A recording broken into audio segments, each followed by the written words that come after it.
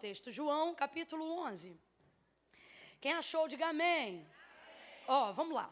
Versículo 5 em diante. Versículo 5 em diante diz assim o texto sagrado. Jesus amava Marta, a sua irmã e a Lázaro. Porém, quando ouviu que Lázaro adoecera, ficou ainda 2 dias no lugar onde estava. Depois disse aos seus discípulos: voltemos para a Judéia. E disseram os seus discípulos: Rabi, ainda agora os judeus procuravam apedrejar-te. Queres voltar para lá?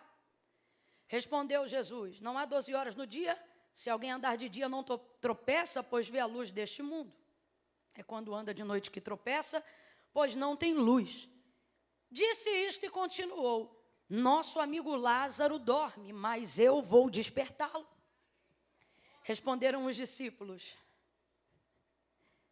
Gente, a gente quando é sonso é terrível, né? Responderam-lhe os discípulos: Senhor, se dorme, melhorará. Só que Jesus estava falando da sua morte. Mas os discípulos pensavam que ele se referia ao repouso do sono. Então Jesus disse claramente: Lázaro está morto. E eu me alegro por esta causa, de que lá eu não estivesse, para que possais crer, mas vamos ter com ele. Versículo 18. Betânia distava a cerca de 15 estádios de Jerusalém. E muitos judeus tinham vindo visitar Marta e Maria para consolá-las acerca do seu irmão. Ouvindo Marta que Jesus vinha, saiu-lhe ao encontro. Maria, porém, ficou em casa. Disse Marta a Jesus: Senhor, se tu estivesses aqui, meu irmão não teria morrido. Mas ainda agora sei que tudo que pedires a Deus, Ele te concederá. E disse-lhe Jesus: teu irmão ressuscitará. E respondeu Marta: eu sei. Naquele grande dia, no último dia da ressurreição. E disse-lhe Jesus: eu sou a ressurreição e a vida. Quem crê em mim, ainda que esteja morto, viverá. E todo aquele que vive e crê em mim nunca morrerá. Crês nisto? E disse ela: sim, Senhor, eu creio que tu és o Filho de Deus que havia de vir ao mundo. Depois que ela disse isso, voltou e chamou Maria, sua irmã, e em particular lhe disse: o mestre está aqui e te chama. Quando Maria ouviu isso, levantou-se depressa e foi encontrar-se com Jesus. Ora, Jesus ainda não tinha entrado na aldeia, mas estava no lugar onde Marta o encontrara. Quando os judeus que estavam com Maria em casa, que a consolavam, perceberam como rapidamente ela se levantara e saíra, seguiram-na, supondo que ia ao túmulo para chorar. Quando Maria chegou ao lugar onde Jesus estava e o viu, caiu-lhe aos pés, dizendo: Senhor, se tu estivesses aqui, meu irmão não teria morrido. E Jesus, vendo-a chorar, e também chorando os judeus que com ela vinham, comoveu-se profundamente em espírito e perturbou-se, e perguntou ele: onde o puseste? E responderam: Senhor, vem e vê. Jesus chorou. Então disseram os judeus: vede como o amava. Mas alguns disseram: não podia ele que abriu os olhos do cego fazer também que este não morresse? Eles não pensaram fazer que este ressuscitasse. Presta atenção. Não podia esse que abriu os olhos do cego fazer também que este não morresse? Jesus, comovendo-se profundamente outra vez, dirigiu-se ao sepulcro. Era uma gruta com uma pedra posta sobre ela. E disse Jesus: tirai a pedra. Disse Marta, irmã do morto: Senhor, já cheira mal, pois é hoje o 4º dia. Então Jesus lhe disse: não te disse que se creres, verás a glória de Deus? Tiraram a pedra e Jesus, levantando os olhos para o céu, disse: Pai, graças te dou porque me ouviste. Eu sei que sempre me ouves, mas eu digo isso por causa da multidão que me rodeia, para que eles creiam que tu me enviaste. Tendo dito isto, Jesus clamou em alta voz: Lázaro, vem para fora! O morto saiu. Não, você deve estar vendo isso todo dia. Não, eu não teria coragem de ouvir alguém ler isso e não dar glória. Eu não teria. Eu não vou repetir não, você perdeu a chance. Tendo as mãos e os pés enfaixados e o rosto envolto num lenço, disse Jesus, desatai-o e deixai-o ir. E você diz? Amém por essa palavra, glória a Deus. Glória a Deus, glória a Deus, glória a Deus. Aleluia, aleluia, aleluia. Jesus vai tomar uma decisão e esse milagre aqui, ele é um milagre muito maravilhoso. Camila, os outros milagres não são maravilhosos? Eles são, mas esse daqui é muito maravilhoso. Por que ele é muito maravilhoso? Porque Jesus vai tomar a decisão de ressuscitar Lázaro, independente do contexto da casa de Marta, Maria e Lázaro naquele momento. Naquele momento você vê que Jesus não está contando diretivamente com a fé de Marta, nem de Maria, menos ainda de Lázaro, que já estava morto. E nós associamos muito a realização de milagres maravilhosos à operação de uma fé imediata e direta. Tanto é que o próprio Jesus, incentivando a Marta, depois que ele chega na aldeia de Betânia, você vê como é que ele incentiva ela, dizendo assim, ó, se credes. Agora, eu quero que você use de inteligência, não vem no emocional nem no espiritual não, vem no racional mesmo. Se Jesus já havia tomado uma decisão de que ele ressuscitaria Lázaro, responda com inteligência. Se a decisão é dele, ele é diferente. É diferente, por exemplo, daquele leproso que encontrou Jesus e disse assim, se tu quiseres, tu podes me limpar. Ali a manifestação de fé vem para cá como ação e a operação do milagre responde como reação à fé que foi provocada. Se tu quiseres, tu podes me limpar. E Jesus diz o quê? Eu quero, seja limpo. E o homem é limpo na hora. Existem milagres cuja operação agirá através da provocação da fé. Quem está entendendo, diga amém. Jesus fazia isso quase que cotidianamente no exercício do seu ministério. Você vai perceber, por exemplo, que acerca do paralítico do tanque de Betsaida, ele chega lá e ele, de Betesda, em outras palavras, ele chega lá e ele diz assim, olha, queres ficação? Está provocando. Significa que ele tomou essa decisão de maneira autônoma. Não, vou fazer se eu perceber que você aceitou a provocação da fé. Então, ó, queres ficação? Eu quero, mas toda vez que... Não, justificou, perdeu o foco da provocação. Aí Jesus repete, reitera, queres ficação? Aí ele sai da justificativa e diz, eu quero. E aí Jesus opera um milagre e aquele homem caminha. Então, esse é um tipo de milagre e é o tipo mais comum para a realização de milagres. O milagre do qual tem uma fé provocada. Agora, qual é o milagre que eu estou ministrando nessa noite que Deus nos deu direção para esse dia? Aquele que opera desde o princípio. Que milagre é esse? Por que eu chamo esse milagre de maravilhoso e de superior aos outros em relação à expansão de milagre? Porque esse não faz uso da fé como provocação para o milagre ser operado.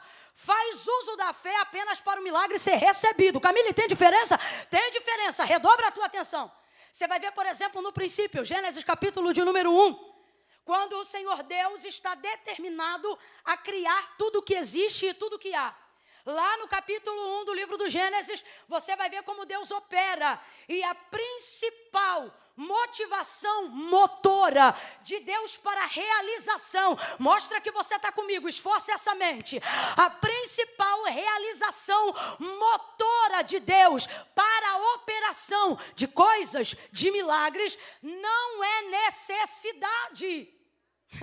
É soberania, é princípio. Em Gênesis a gente vê isso. Como que a gente vê isso? No princípio a terra era sem forma e vazia. Havia trevas sobre a face do abismo. E o Espírito de Deus se movia sobre a face das águas. Veja, o Espírito de Deus está presente e está se movendo. E Ele não está presente nem está se movendo por necessidade. Porque antes do mundo ser o mundo que você conhece, Ele já era o lugar do qual Deus manifestava a sua presença. Porque Deus já era desde sempre, ok? Então o texto diz, a terra está em trevas, sem forma e vazia. Vai, André, é som de início, criação de mundo. É isso mesmo, não tinha nada. Muito bom. Isso. O Espírito de Deus se movia. O texto é claro. O Espírito era de quem? Bora, sem preguiça. O Espírito era de quem? De Deus.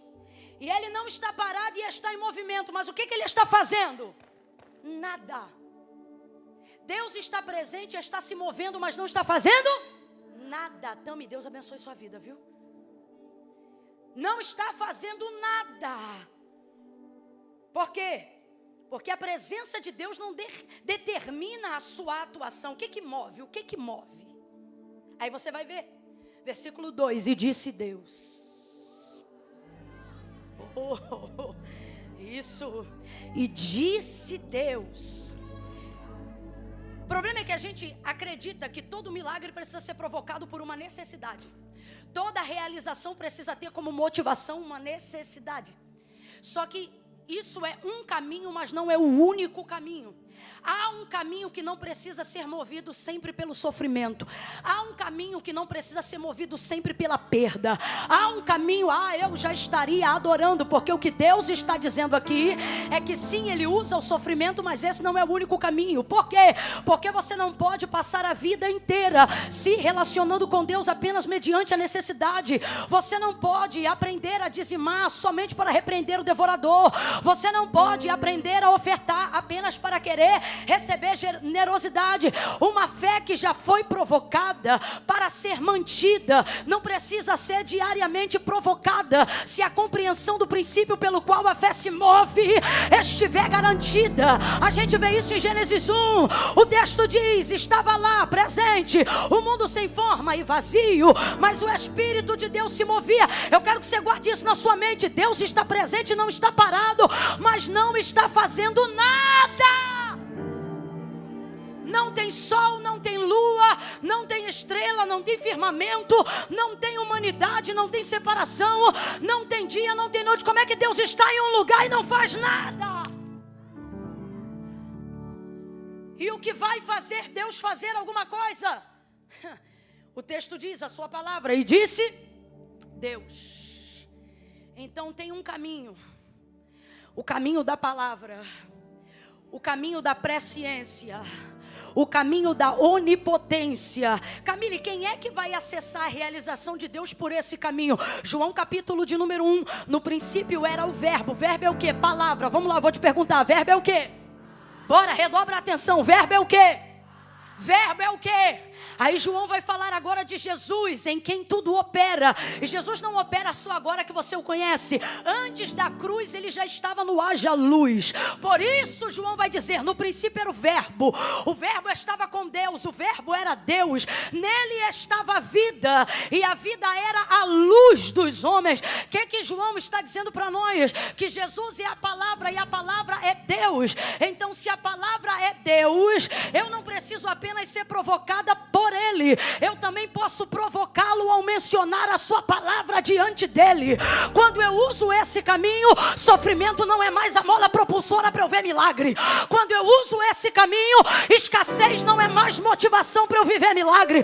Quando eu uso esse caminho, eu não preciso que a minha família seja destruída para começar a clamar restauração.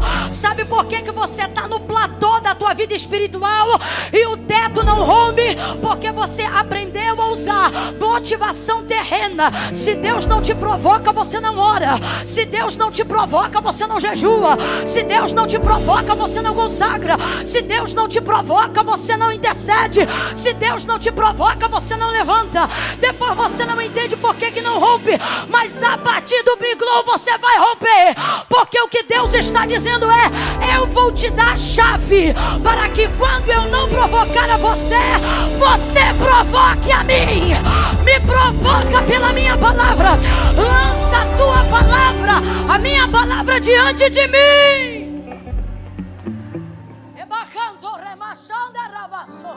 Levanta a mão direita o mais alto que você puder. O mais alto que você puder. Coloque a esquerda na mesma altura. Coloque a esquerda na mesma. Vou contar de 1 a 3. Quando eu disser 3, você vai impor as mãos no ombro da vizinha. Ah, Camila, mas eu não conheço ela. Não precisa conhecer. Deixa ela perceber que ela não veio para um evento gospel. Ela entrou numa casa de oração e Deus botou ela na roda dos profetas. Quando eu disser 3, você vai botar a mão no ombro dela. Vai chacoalhar. Camila, mas eu vou incomodar. Vai provocar. Quando eu disser 3, você vai impor as mãos no ombro dela e vai dizer para ela, em 25, quem provoca é você. É 1, é 2, 2,5. Bota a mão no ombro dela. Sacode, sacode. Diga para ela, em 2025. Você não falou, você miou. Provoque. Diga, em 2025. Quem provoca é você. Você vai provocar a realização. Você vai provocar. Deus vai quebrar o teto do platô. Esse teto não será quebrado de cima para baixo. Deus está dizendo, quando eu libero a palavra lá, você recebe aqui. Mas quando você libera a palavra aqui, você quebra toda a resistência que estava lá. Daniel fez isso e você pode fazer também. José fez isso e você pode fazer também. Eu gosto dessa perspectiva. Por quê? Porque essa perspectiva, para mim, é a única perspectiva que funciona num campo de maturidade espiritual. Ruth falou e eu vou endossar. Essa mensagem não é para criança. Essa é a perspectiva que eu acredito. Por quê? Porque é a perspectiva que trabalha a fé como mola secundária e não prioritária. Para mim, a única perspectiva que funciona porque o ensino da palavra está nessa ordem. E qual é a ordem? A fé vem pelo e o ouvir dá. Responda com inteligência. Quem vem primeiro, a fé ou a palavra? Rapaz, tem gente que ficou... Ai, André, me ajuda aí. Eu vou perguntar. Olha, eu vou falar devagar o texto. Deixa eu beber uma água. Olha, eu estou tremendo.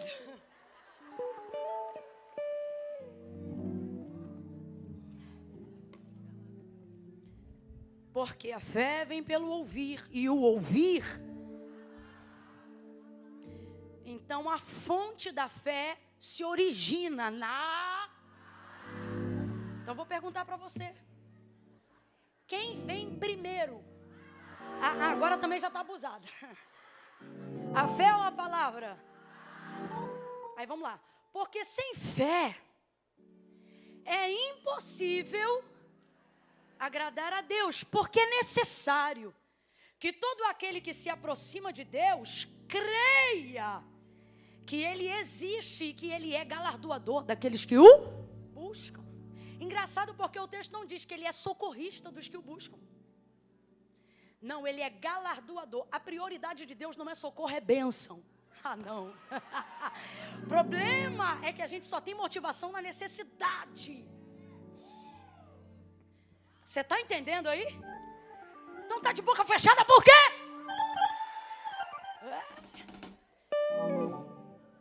Aí, veja, o que vem primeiro no princípio?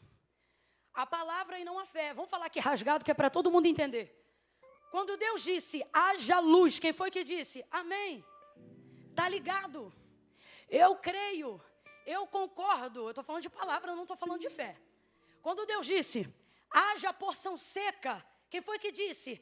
Está ligado, eu concordo. Amém.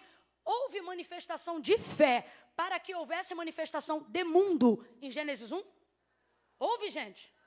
Não, quem tem que ter manifestação de fé sou eu e você quando a gente lê Gênesis 1. Ok? Você tem que ter fé para crer no que está escrito aqui. Agora, Deus teve que ter fé para operar o que está escrito lá? Alguém precisou concordar para ele fazer o que havia determinado fazer?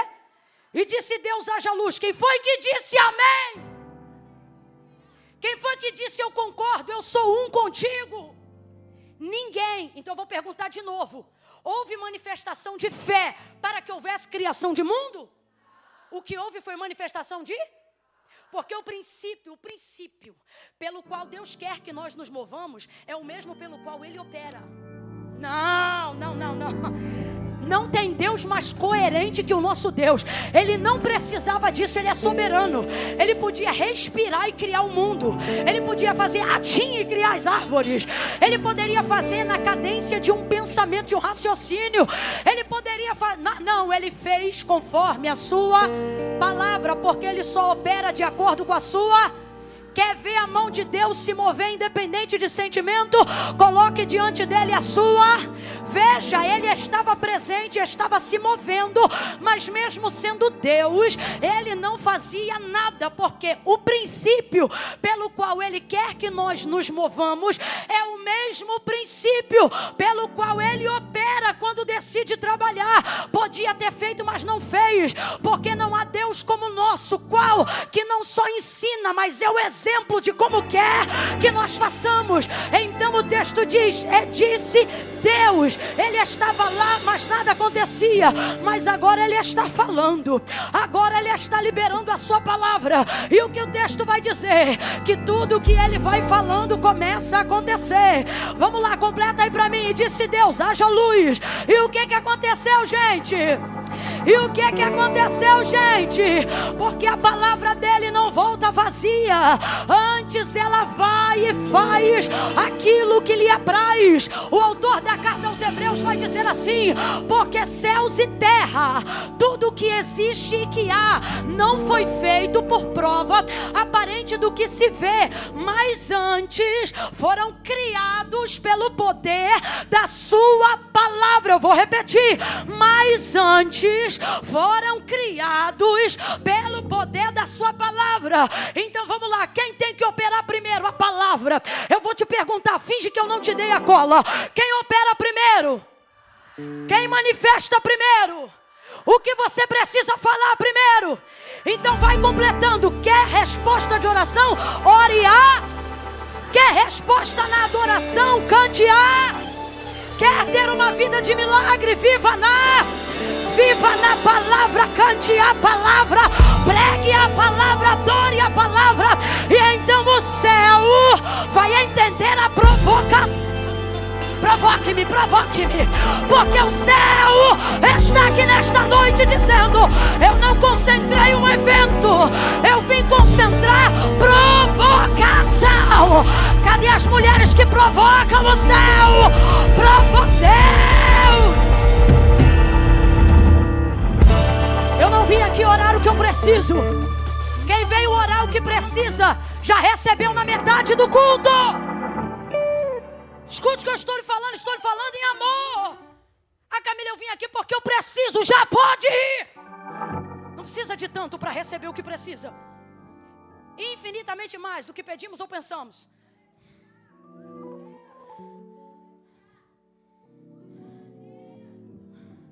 Porque desde a antiguidade com o ouvido não se ouviu, nem com o olho se viu outro Deus além de ti que trabalha. Fala assim comigo, expediente.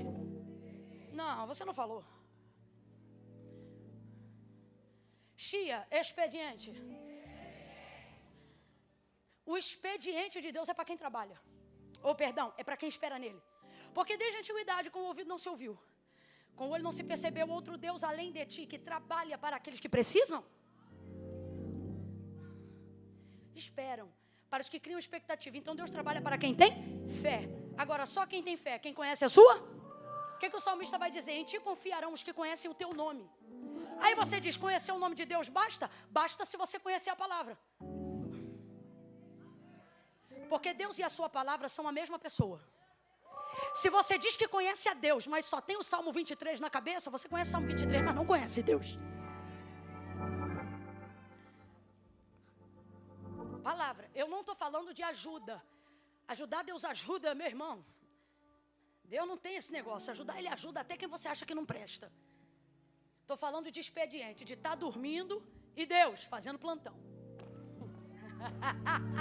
Ah, não, você não entendeu. O salmista, ele diz, aos seus amados ele dá enquanto dorme. O que Deus está dizendo? Pode dormir que eu cubro o teu turno.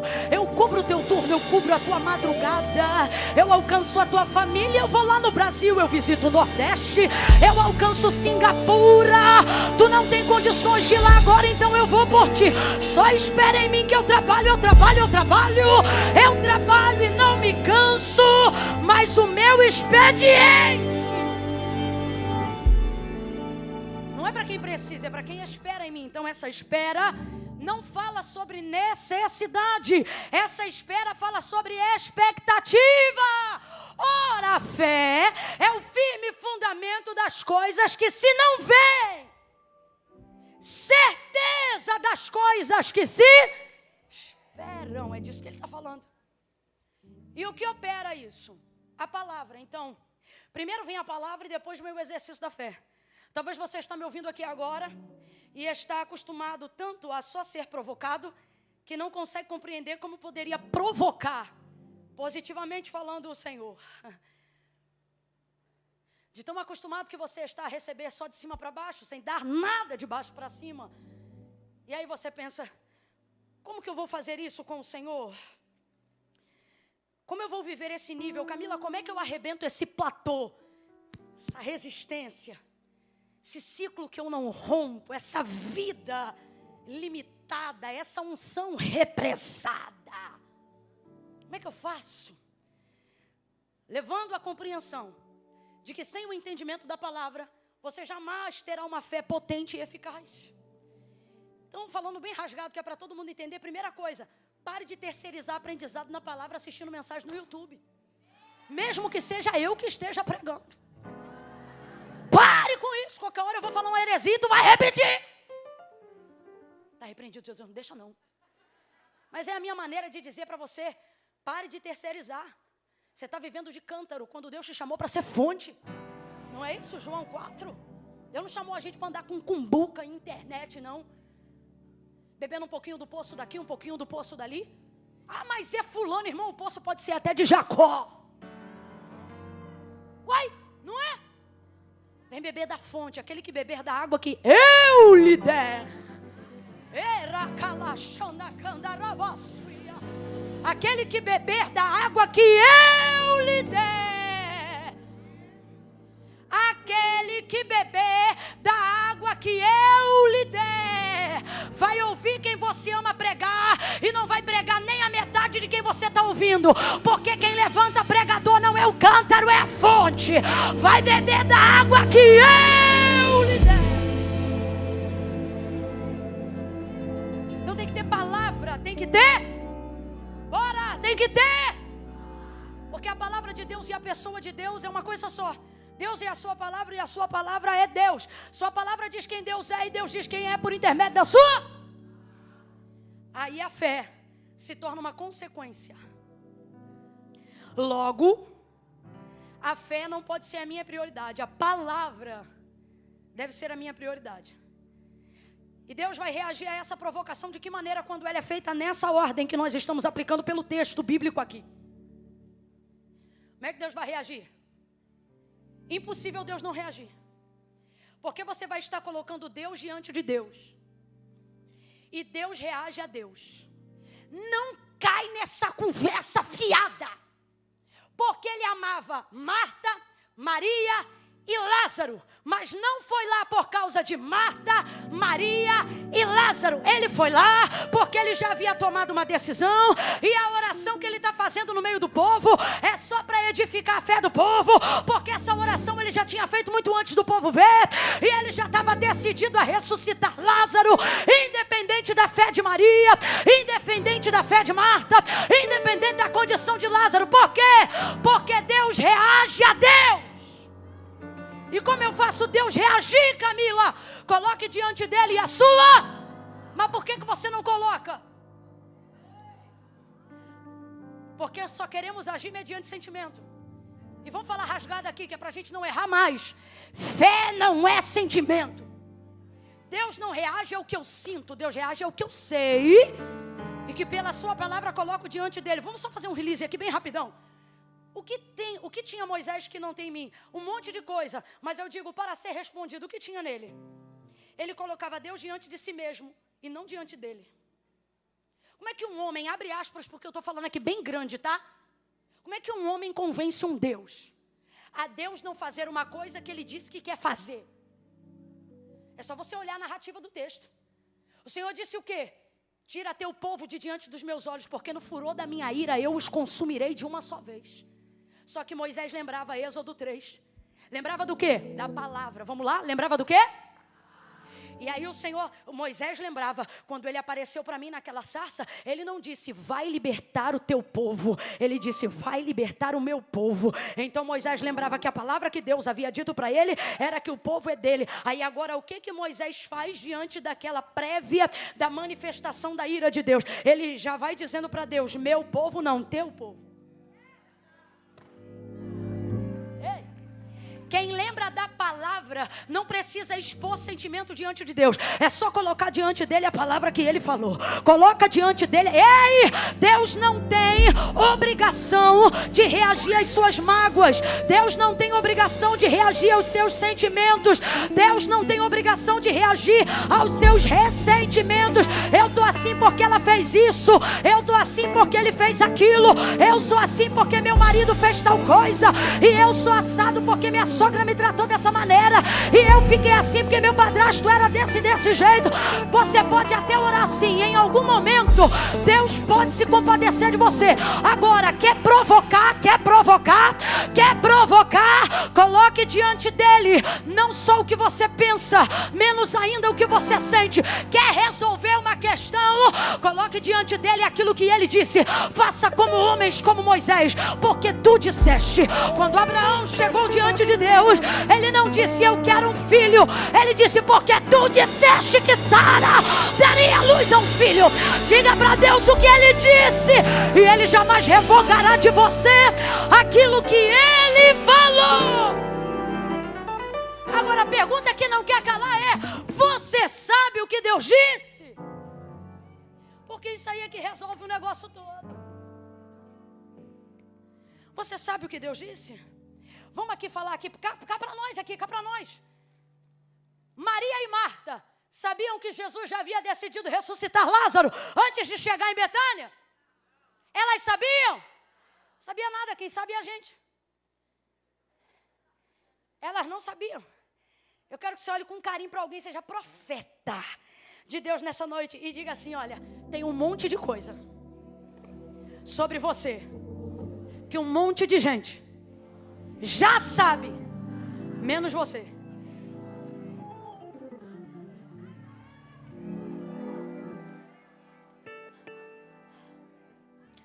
Os discípulos sabiam, mas quem tinha que saber não sabia. Os outros sabiam, mas a quem era interessante saber, nem imaginava. Por quê? O contexto da morte, da dor, absorve completamente qualquer expectativa de provocação. Rapaz, eles estão tão desacreditados, que quando Jesus chega lá, ao verem que ele chora, vendo Maria e os judeus chorarem, chegam a dizer assim: não poderia esse, que abriu os olhos do cego, impedir que este não morresse? Gente, se ele poderia impedir que não morresse, também não poderia fazer com que ele ressuscitasse. Só que eles nem pensam nisso, porque a dor absorve a perspectiva, a expectativa e a capacidade provocativa. É a dor, olha para cá. Não é que você não é crente, é que a dor consumiu parte do conhecimento que você tinha sobre o que Deus iria fazer. O texto diz que Jesus falou 3 vezes. Quantas vezes? Bora, quantas vezes? 3 vezes ele disse que ele morreria, mas ele ressuscitaria. 2 vezes em linguagem figurada e 1 vez de maneira literal. Ele disse: olha, o Filho do Homem vai ser entregue, vai morrer, mas ao 3º dia ele ressuscitará. E o texto diz assim, ó: e disse Jesus aos seus discípulos. Então a promessa era para quem? Para os discípulos, para que eles criassem expectativa de que o Filho do Homem ia morrer, mas ao 3º dia ele ia. Mas no dia que ele morreu, foi sepultado. E eles não lembravam. Aí o texto vai dizer assim, ó, que os sumos sacerdotes, lembrando do que dizia ele quando vivia. Você não pode, você está brincando comigo? Então quer dizer que o canhoto, o catiço, o capiroto lembra, e você está aí com cara de brisa.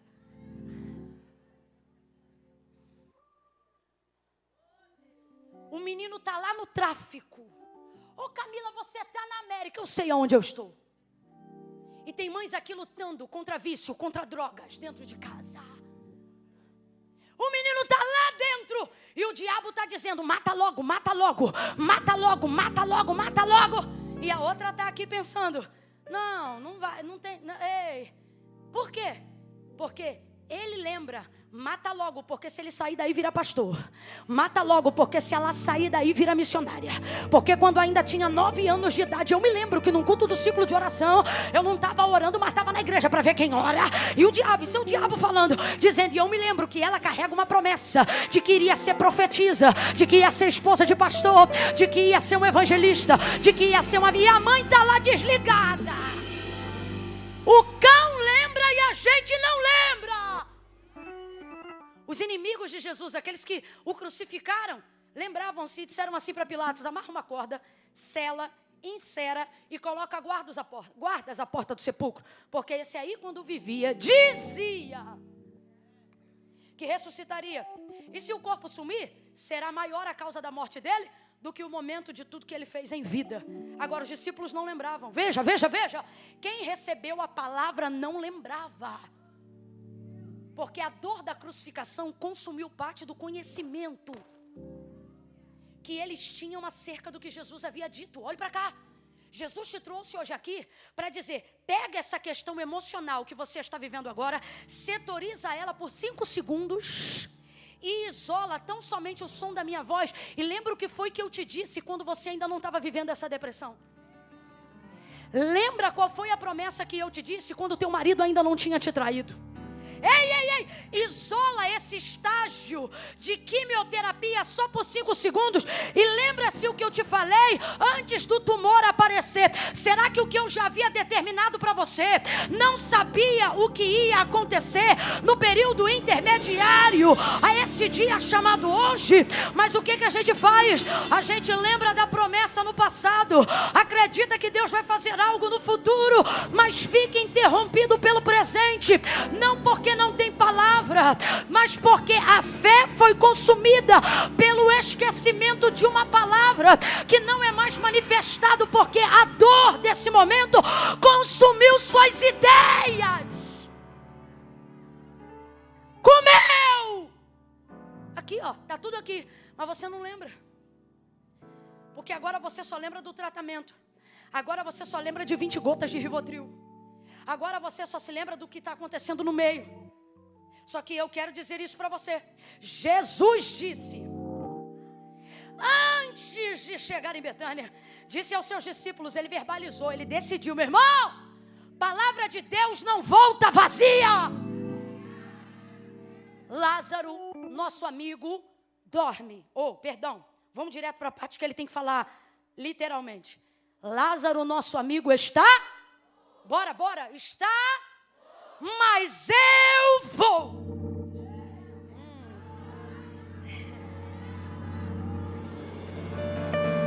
Eu vou. Ele não vai, sou eu que vou. Marta não vai, sou eu que vou. Maria não vai, sou eu que vou. Você está entendendo? Você está entendendo? Não é você, sou eu. Não é você, sou eu. Não é você, sou eu. Pensamos que o cumprimento de promessas ou a manifestação do amor que Deus diz ter por nós é interrompido quando a gente perde, é interrompido quando a gente enterra alguém, é interrompido quando o ministério não floresce. Abraão também pensou isso, Sara também pensou isso e disse: deita com a cara minha serva. E depois que ele deitou, Gênesis 16, o Senhor vai aparecer para ele e vai dizer: Abraão, anda na minha presença e ser perfeito, porque ele vai dizer: eu sou o Deus Todo-Poderoso. O que é que ele está dizendo? Eu vou fazer, eu sou Eu sou. Você não se cura, eu te curo. Você não se ressuscita, eu te ressuscito. Você não restaura, eu restauro. Você não levanta, eu levanto. Você não unge, eu unjo. Você não abre, eu abro. Você não fecha, eu fecho. Você não abate, eu abato. Você não levanta, eu levanto. Sou eu.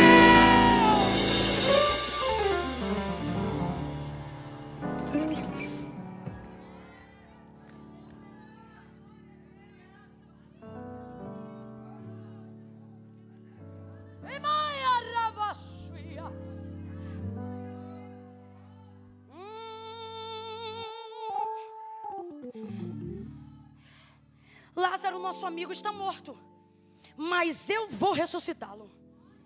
Eu vou. Irmão, por favor, inteligência. Se Jesus está dizendo eu vou, importa se alguém disser não vai não. Se Jesus está dizendo eu vou, importa se o laudo médico diz que você só tem mais 1 ano de vida? Se Jesus disser eu vou, importa quantos anos está na prostituição? Se Jesus disser eu vou fazer, importa se a porta está fechada? Se é Jesus que diz eu vou fechar, importa quanto tempo tal legalidade está aberta?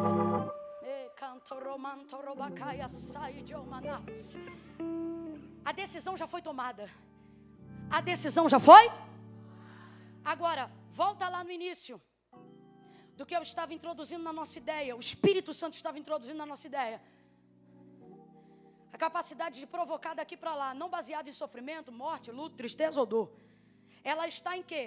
Na capacidade que você tem de armazenar o conhecimento que Deus te deu sobre ele acerca de você.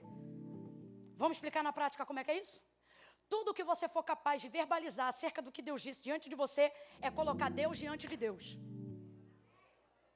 Qualquer outra coisa pode levar um tempo para Deus reagir, menos uma coisa. Quando você coloca Deus diante de Deus, Ele reage prontamente diante dele.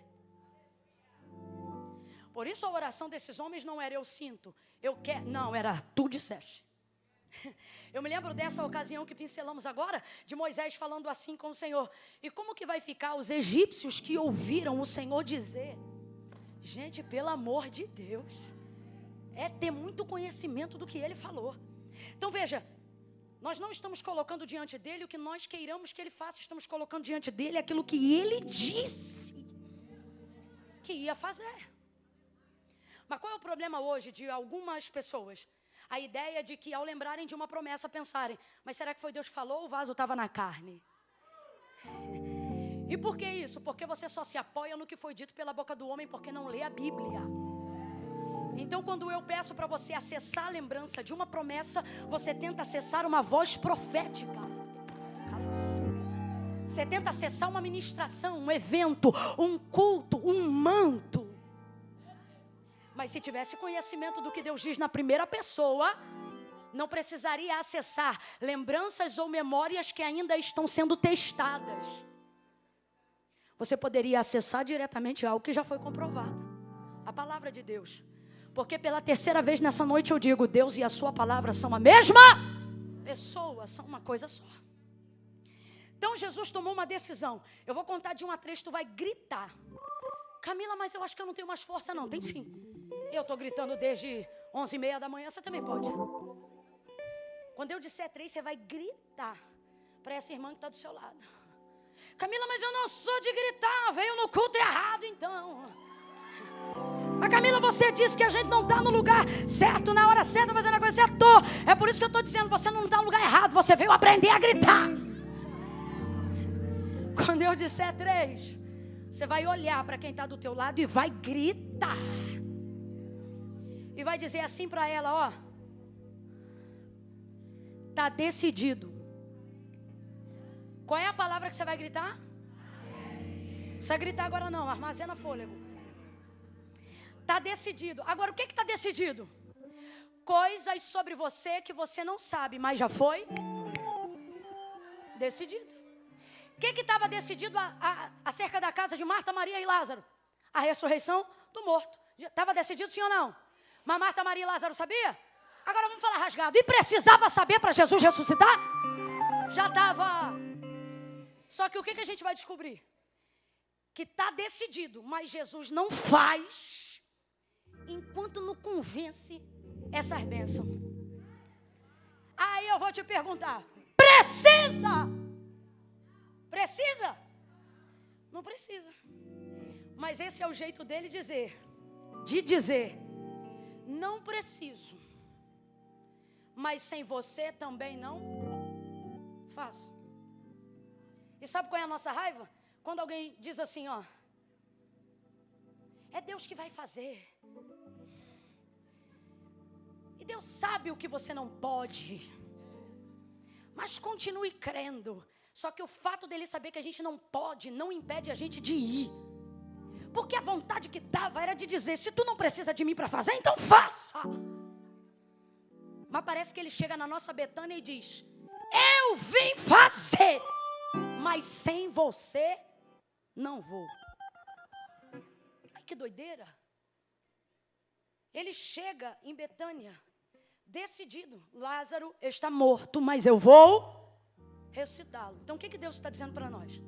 Se eu tenho o poder para tomar uma decisão que envolve você, sem ter que participar você na hora que eu estou decidindo, não tenho eu poder para depois de decidir te convencer. Então eu quero dizer para você que hoje, no dia 8 de março de 2025, dentre tantos caminhos, dentre tantas palavras de força, de edificação, de confronto e de renovo, essa corrobora o fim da noite para dizer para você, eu te trouxe aqui para te convencer. E o Senhor está dizendo, você está dizendo, me convencer de quê, Senhor? E Ele, eu vou te convencer que eu já fui convencido. Eu vou te convencer que eu só preciso ser provocado. Não há nada, nenhuma expectativa que você crie, nenhum desejo que você tenha, a realização de nenhum outro milagre, daqueles mais altos que você almeja. O Senhor está dizendo, quando esse vento sopra na tua mente, ele já é uma convicção minha, e para você acessar, você só precisa do conhecimento daquilo que eu já disse. E como é que o Senhor vai fazer isso, Deus? Ele está dizendo, eu vou te convencer que eu não chego só para chorar com você, eu chego para fazer o que eu já decidi. E aquilo que está acontecendo no meio do processo não vai impedir a realização do resultado do fim que eu já determinei. Quando eu disser 3, eu não sei se você está tratando câncer, eu não sei se você está divorciada, eu não sei se você está cuidando de depressão, eu não sei qual período você está da terapia. Quando eu disser 3, você vai gritar para ela, está decidido, é 1, é 2, é 3, grite, está decidido, tua casa, tua família, as promessas de Deus, está decidido. Eu não sei o que você está vivendo agora, mas o meio não pode impedir o fim. Você pode ter trancado a matrícula da faculdade agora, esse ano, e talvez você pense, o primeiro trimestre já foi comprometido, e o Senhor está dizendo, nada do que você está para ver no meio vai atrapalhar porque eu decidi. Está decidido, você está debaixo de uma palavra. Vamos lá? Você está debaixo de uma? Traz sobre a tua cabeça, você está debaixo de uma? Você e eu, nós estamos debaixo de uma palavra. Palavra não tem a ver com sentimento. Palavra tem a ver com conhecimento. O Senhor disse assim, Ezequiel, filho do homem, poderão viver esses ossos? Senhor Deus Jeová, tu sabes. O que ele está dizendo? Dos ossos eu não sei nada, mas do Senhor vai ser o que tu quiser que seja. Então, filho do homem, profetiza e diga-lhe assim, ossos secos, ouçam a palavra do Senhor. Preste atenção. Diga-lhe assim, filho do homem, vento dos 4 cantos, sopra sobre este vale. Diga-lhe assim, filho do homem: porei em vós nervos, tendões, músculo, pele. Porei em vós o Espírito e vivereis. Deixa eu ver se você está ligado. Ezequiel 37. Quem está dizendo isso?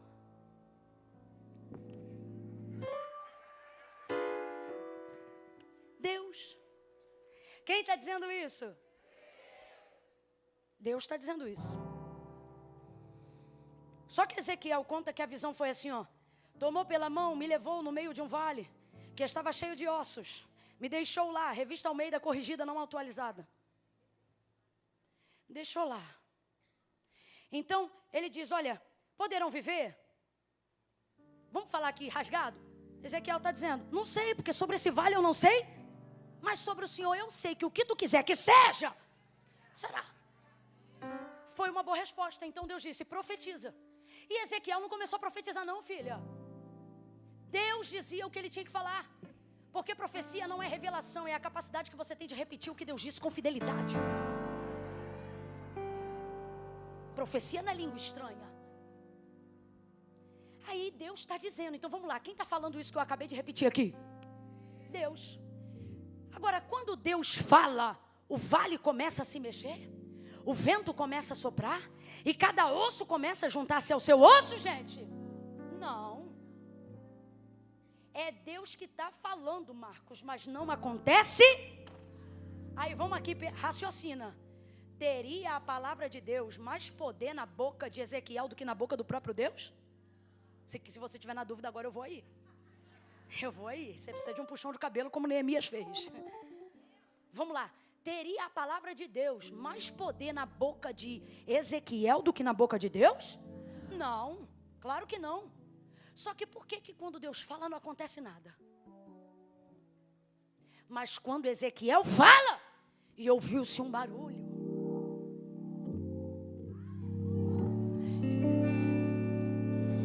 E cada osso começou a se juntar ao seu osso. Isso não é com Deus falando, pastor. Isso é com Ezequiel profetizando. Deus fala para ele o que ele tem que dizer, não acontece nada. Mas quando ele fala para o vale o que Deus mandou dizer, é barulho, é osso, é exército, é vento soprando, é poderoso, é numeroso. Então tem que ficar aqui a pergunta: como é que Deus fala e não acontece, e ele fala e acontece? Não acontece quando Deus fala, porque Deus não está falando com o vale. Ele me disse. Então vamos lá. Deus está falando com quem? Então se Deus está falando com Ezequiel, quem é que vai ouvir? Quem é que vai discernir? Porque Deus não está falando com o vale. Deus está falando com os ossos? Deus está falando com o vale? Deus está falando com? Deus está dizendo para Ezequiel o que ele tem que dizer para o... Deus não está dizendo para o vale o que o vale tem que fazer. Por isso que quando Deus fala não acontece nada, porque Deus não está falando com o... Deus está falando com... Agora diga para mim, quem está no vale? Quem está no vale? Ezequiel, o profeta. Aí a gente se pergunta assim, Deus, se tu tem palavra na minha vida, se tu é comigo, se já está decidido, por que quando o Senhor fala comigo já não faz? E Deus te trouxe hoje aqui para dizer, porque aonde eu te ponho para falar, eu não falo. Eu falo com você e você fala com a dívida. Eu falo com você e você fala com o enfermo. Eu falo com você e você fala com a porta fechada. Eu falo com você e você fala com o morto. Aonde eu te der a autoridade para liberar a minha palavra, eu não abro a minha boca. É você que abre a tua. Abre a tua boca e comece a entregar a palavra.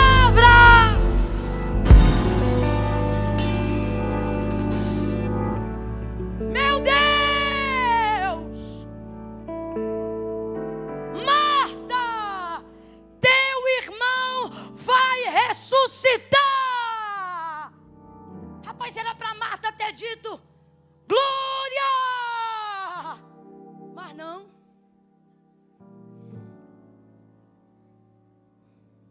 Marta é daquelas que diz assim, ó, eu creio. Sabe assim, está profetizando um monte de vitória. E a pessoa está assim, amém, amém. Mas a mente está assim, calha a boca, calha a boca. Chega, chega, chega, chega.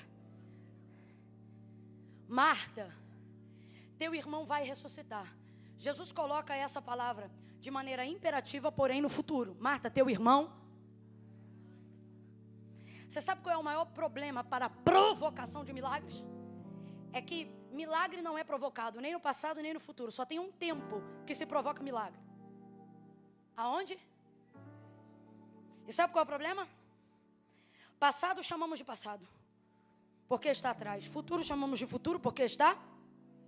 O único tempo que é conjugado onde eu estou se chama. Não é estranho que o único lugar onde tudo deva acontecer não acontece, justamente porque você e eu estamos ali. Logo, eu vou falar rasgado que é para todo mundo entender. Você tem que decidir hoje. Se diante da palavra que Deus libera para você, você é a ponte que une os mundos ou o abismo que separa a realização deles. Vamos lá aqui, ó. Toda a palavra que Deus liberou para você, se eu te pedir agora assim, ó, diga para mim, o que foi que Deus disse? Você será obrigada a acessar uma memória do seu. Isso. Toda a palavra que Deus liberou ao nosso respeito, ela está. E se na hora que eu pedir para você assim, olha, diga qual foi a palavra que Deus liberou para você, você sempre vai conjugá-la no futuro. Oxi, Deus apareceu para você no passado para falar de passado? Deus aparece no passado para falar de quê? Então não me irrite. Então se eu digo assim, me diga, o que foi que Deus já te disse? Você vai ter que acessar uma memória do... Mas se eu digo assim para você, repita, o que foi que Deus falou? Você vai conjugar como se ela fosse acontecer no... Deus disse que salvaria meu filho. Deus disse que me daria uma empresa. Deus disse que me levantaria como pregadora. Deus disse, sempre para o... Só que qual é o problema? Que entre passado e futuro tem uma coisinha chamada... E às vezes o que falta para unir os dois pontos, o que Deus disse, com a realização do que Ele falou, é o... E quem está lá? Você. E eu. Tem que ser crente para dizer isso. E Deus está dizendo para você. É você que determina se é a ponte ou se é o abismo. Se é a conjugação do verbo que realiza ou se é o hiato no tempo. É você. Olha, o problema de Marta é o mesmo do nosso e eu começo a encerrar. Marta diz, Jesus diz assim, teu irmão vai ressuscitar. Ela diz, eu sei. Naquele grande dia, no último, ela joga um milagre lá para frente. Aquele grande dia, o último da ressurreição. Aí Jesus conjuga para ela assim, ó, Marta, eu sou a ressurreição e a vida. Gente, essa conjugação, eu sou, está no passado ou no futuro? Isso aí, nenhum dos dois. Está no presente. O que Jesus está dizendo? Nem lá, nem lá. Ele vai ressuscitar aqui, agora. E se eu te disser nessa noite que você está jogando para 4, 5 anos para frente, coisa que Jesus está dizendo, é para esse mês de março. É só você é só você decidir ser a ponte. É só você, meu Deus, seja a boca de Deus para alguém aí agora e diga para essa pessoa, seja a ponte. Seja a ponte. Seja a ponte, Marta. Você não é o abismo, você é a ponte. Sai do passado. Sai dessa ideia de futuro. Entra no presente. Agora veja, Jesus é a única pessoa nessa terra que poderia conjugar dizendo assim, olha, eu fui a ressurreição e a vida. Porque a Bíblia diz que o Cordeiro já estava preparado antes da fundação do mundo. Ele também poderia dizer, eu serei a ressurreição e a vida, como evidência do Calvário e do sepulcro, para falar da ressurreição que aconteceria. Mas ele não usa o tempo que ele transita, pelo amor de Deus, veja isso. Ele vai provocar, ele vai realizar um milagre na casa de Marta. Então ele não vai usar o tempo dele. Ele vai trabalhar no tempo dela. Ela não tem poder sobre o futuro, menos ainda sobre o passado. Só que ela pode ser útil agora, no presente. A fé dela é útil agora, no presente. Sabe qual é o nosso problema? Temos fé para o que não pode ser mudado. Como é que você sabe, Camila, que ela tinha fé? Porque ela disse, se tu estivesses aqui, meu irmão não tinha morrido. Marta tem tanta fé que ela crê que se Jesus estivesse antes, ele não tinha morrido. Só que olha o que Jesus está dizendo. Marta, não ter chegado na hora que você esperava não impede de acontecer o que vai acontecer. Jesus já sabia tudo que você ia passar, mas Ele te trouxe hoje aqui para dizer, ao invés de chorar pelo que você não me viu fazer, você vai se alegrar muito mais em ver o que eu estou para fazer, independente do que acontecer. Marta! Então Ele não diz eu fui, então Ele não diz eu serei. E para nossa alegria, se eu fosse você, eu dava um glória. Ele diz, eu sou. Ele diz, eu sou. Sabe o que ele está dizendo? Eu não vou te jogar no meu tempo. Eu vou manifestar o meu poder no teu tempo da vida. Eu sou eterno, mas eu vou entrar no teu tempo. Eu vou atender demandas que são temporárias e não eternas. Não porque eu preciso delas, mas porque você precisa da experiência de me ver agindo no presente. Marta, eu sou a ressurreição e a vida, ainda que ele esteja morto, viverá, viverá, viverá, viverá. E ele olha para ela e manda chamar Maria. Ela vai até a irmã dela, diz, Maria, o mestre te chama. Maria chega e diz assim para ele, se tu estivesses aqui, meu irmão não teria morrido. O que elas estão dizendo, gente? Vamos falar aqui, ó. Eu queria que o Senhor tivesse chegado. Eu precisava que o Senhor agisse. Agora que eu já fui traída, não precisa não. Agora que eu já tranquei a matrícula, não precisa não. Agora que eu já vendi o carro. Agora que o green card foi negado, agora? Não. Eu precisava que o Senhor viesse.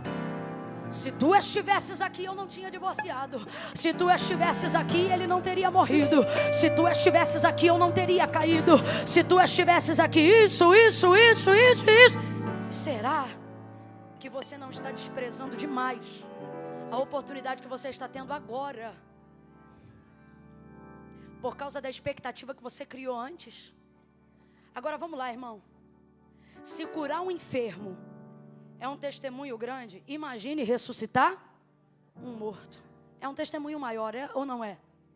Quando Jesus não faz as coisas no tempo que você julga ser o único cabível para Ele operar, é porque Ele já decidiu fazer algo maior que a sua casa. É porque Ele já decidiu fazer algo maior que a sua expectativa. Você está entendendo isso aqui? Quando Jesus deixa aparentemente em silêncio uma busca e um clamor, não é porque Ele não está ouvindo, é porque Ele está te dando tempo para melhorar a qualidade da entrega. Meu Deus, Espírito Santo de Deus. Marta fala uma coisa, Maria fala a mesma coisa, e então Jesus encerra a questão. E Ele termina quase no fim, chorando. Agora preste atenção. Imagine que você tem a última expectativa da sua vida em alguém. Ainda tinha expectativa em Marta? Tinha. Porque ela diz assim, mas eu sei que ainda agora,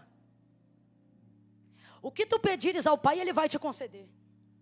Então fala para mim, tinha expectativa ou não tinha? A gente diz que não tem até que tenha. Você diz assim, eu não quero mais, é só ouvir um louvor que volta tudo. Para mim não dá mais, é só ouvir uma irmã interceder do lado, daqui a pouco eu cantará. Você não tem até que tenha.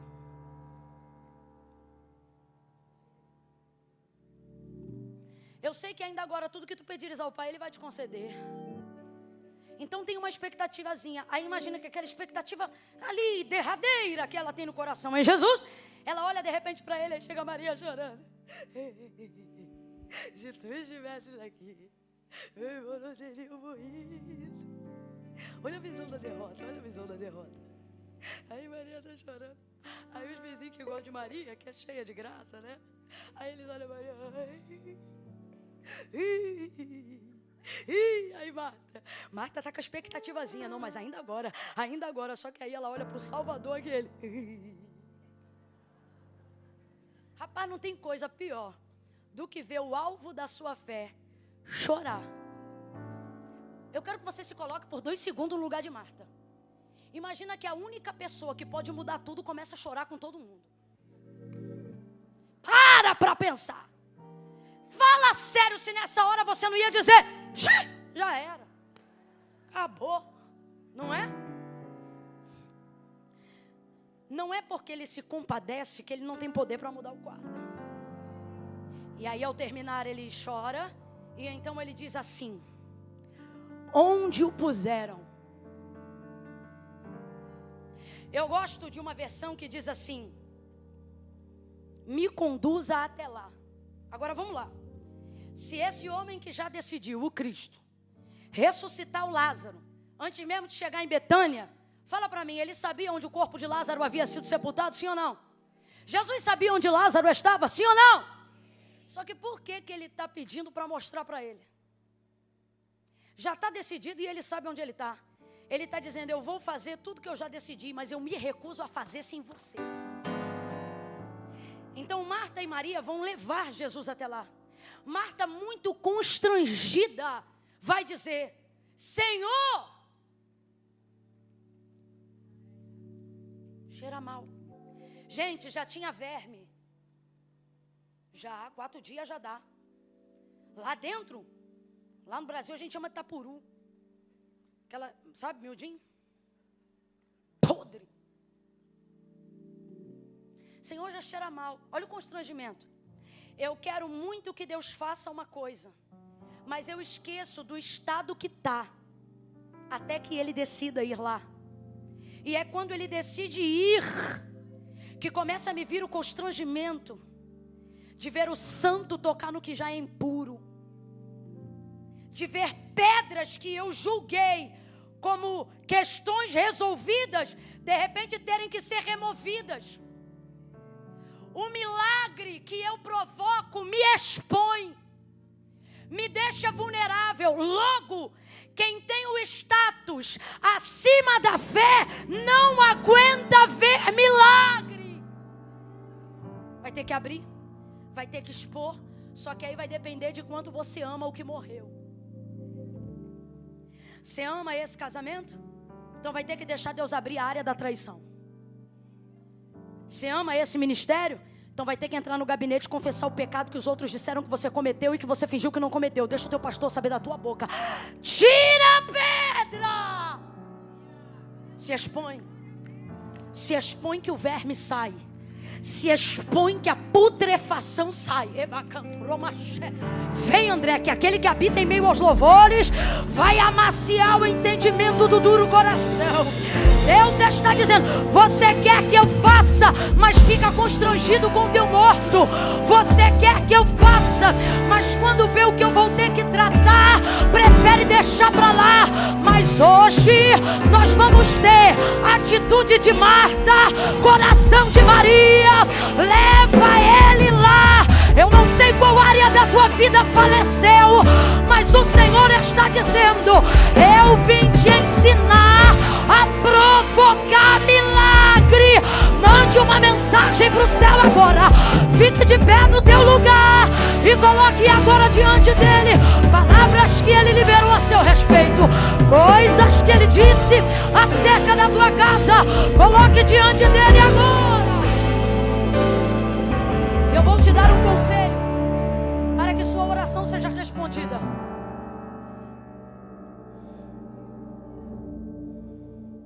Comece a oração que vamos fazer agora, dizendo o que foi que ele disse e não as coisas que você quer que ele faça.